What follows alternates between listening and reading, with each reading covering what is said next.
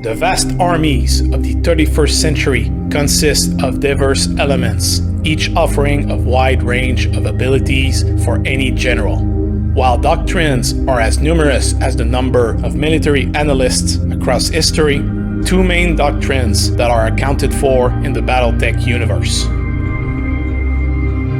Mobile warfare, commonly known as maneuver warfare, is a military doctrine that emphasizes on rapid movement, use of initiative and surprise combined with ruthless force in order to achieve an advantage or a position of advantage over your enemy, while avoiding the opponent's own strengths. The interstellar battlefields of the 31st century does promote greatly this doctrine, with BattleMech and aerospace fighter pilots winning the lion's share of the glory and prestige to be obtained in case of victory. Static warfare, often called exhaustion of the adversary and to an extent attrition warfare, is a military doctrine that consists to win a war by wearing down an enemy to the point of collapse through continuous losses in personnel, material, and morale.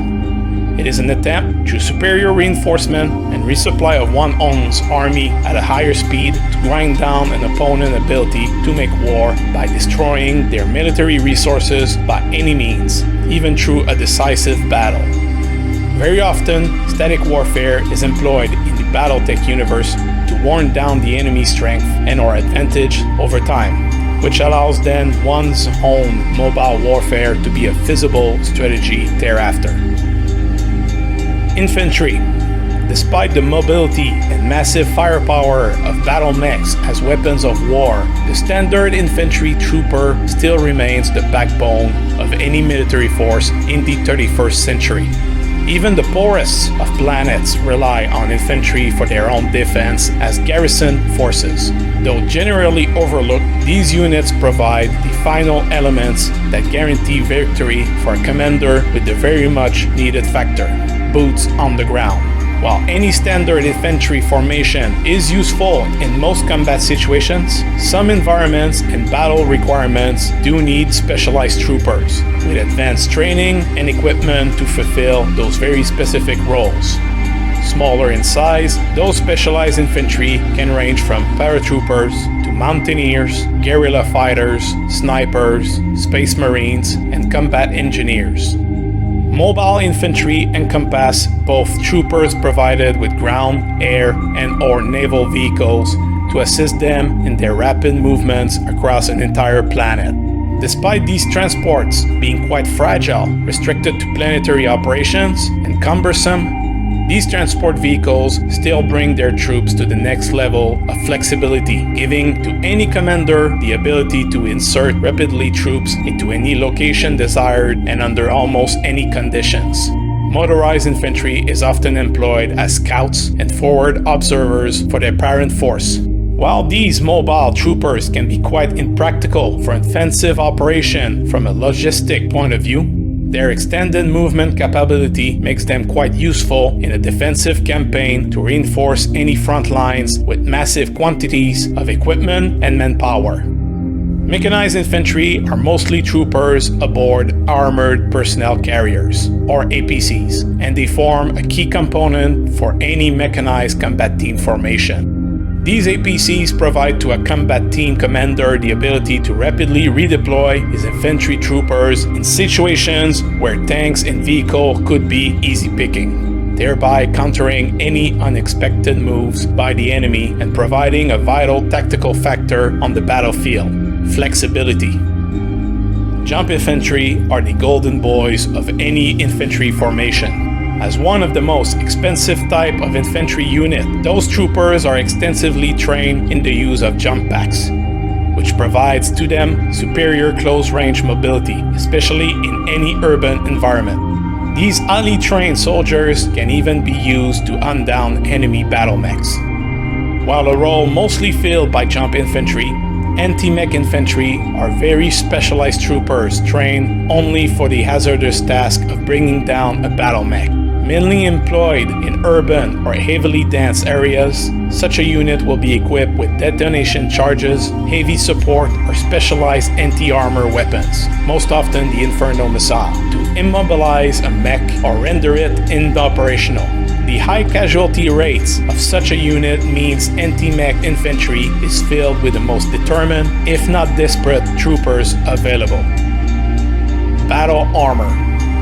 If still considered among the infantry category by some commanders, battle-armored infantrymen are actually in a class of their own. While troopers wearing powered suits of armor isn't a new concept across the setting of Battletech, it is the clan invasion during the collapse era that brought up this unique type of unit as it is today. The advent of battle armor did renew interest in the use of infantry as a main factor for mobile warfare. However, their sheer expense to produce still prevent them to hand or even outnumber the continued employment of conventional infantry.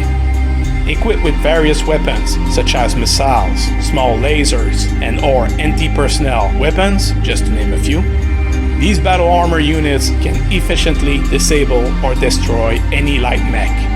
While common among the clans, the spheroids still reserve their few manufactured suits for the most elite of their units: commandos, special forces, and black op operators.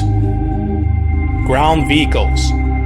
While the king of mobile warfare before the arrival of the BattleMech, this conventional ground force is still used extensively by all 31st century armies across any battlefield, mainly because they are still, to this day, massively produced, easy to be trained on, as well as their low maintenance cost and ease to repair them. Hovercrafts dominate the light vehicles category, being used primarily for reconnaissance, as their design focus on speed makes them very efficient as scouts, even outclassing the light mechs as the best option for this role. Used mainly as skirmishers, wheeled vehicles are often employed to find, harass, and pin down an enemy force until heavier allied forces can be brought to bear. While they don't have the mobility of their mech counterparts, tracked vehicles are often reserved for the heaviest of tanks, the workforce vehicle for any interstellar state army. Packing serious punch with armor to match, these vehicles can stay in a fight against even battle mechs. Their sheer volume and combined firepower are often the downfall for any mech warrior not cautious enough of them. Artillery. Since the advance of modern warfare, the ability to direct massive firepower at any given target has always been the mean by which artillery can provide for any army. This battlefield asset to strike indirectly at an enemy with impunity still is a good factor to bring a quick victory for any commander. Despite that many armored vehicles and even battle mechs have been mounted with such capabilities since, artillery formations are still the masters of indirect fire. Air vehicles. While largely eclipsed by their more versatile and powerful replacement, the aerospace fighter, air vehicles, especially airplanes, still provide a tactical edge that any commander can exploit in battle by controlling the airspace and maintaining air superiority across the battlefield, beyond reconnaissance and troop-ferrying missions. Like their ground counterparts, air vehicles are still in use, even across the 31st century, because they are still way more vastly produced than their more advanced successors. The vertical takeoff and landing, or VTOL, aircraft is fast and deadly, despite being highly vulnerable to damage because they cannot be heavily armored due to their rotters. Having the highest mortality rate across all combat vehicles, VTOLs must be kept in their support roles for ground forces. Naval vehicles. large tonnage military naval vessels do have a presence in the Battletech franchise, despite being slow by nature when compared to the advanced aerospace fighters, as they can be useful in the most aquatic of planets in a very specific defensive role. While being very vulnerable to attacks from space, they are still needed for patrolling the waterways and providing artillery support along any coast for the ground forces. The submarines still reign supreme in the oceans of most aquatic worlds. These underwater vessels do receive as much technological advances as their seafaring counterparts, which makes them a particular threat in their home environment, but still reduce them as useful tools for a defensive campaign. Because of that, these vessels are assigned to the defense of underwater installations and command centers. Support and headquarters. As the saying goes, in war, boys are interested in tactics, while men study logistics. The support branch is a vital asset for any army, as all the supplies are useless if they can't be taken to where they are needed, the front lines. Any modern military entity has entire units devoted to moving supplies from dropship or depot to the combat troops. Headquarters are the nerve center for any planetary scale military action. Information is gathered and collected by computers at the command posts, which are then processing the data for analysis by the commander staff. These officers and NCOs will provide all pertinent information for any commander to make vital, rapid decisions. BattleMechs. The BattleMechs, the modern kings of mobile warfare that dominates the battlefields of the 31st century.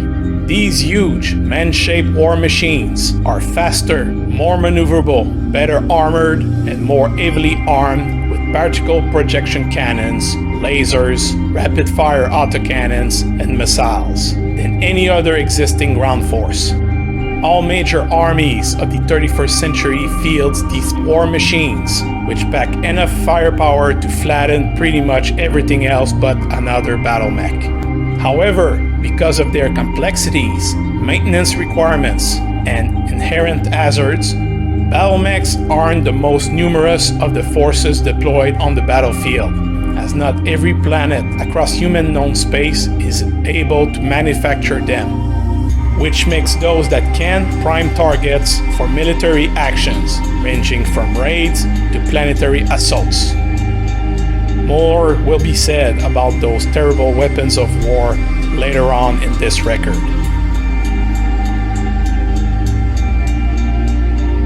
War seems to never change, and the setting of Battletech as a war game have provided plenty of conflicts across the 31st century that readers and players can understand through the lens of our own modern eyes.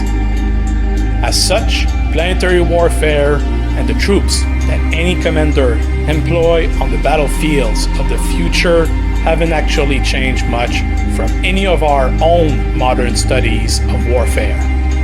While BattleMechs are the main focus of the setting, anyone diving deeper into the lore and source books will soon realize they are but a very small part of all the ground forces being employed to wage and win war across the stars.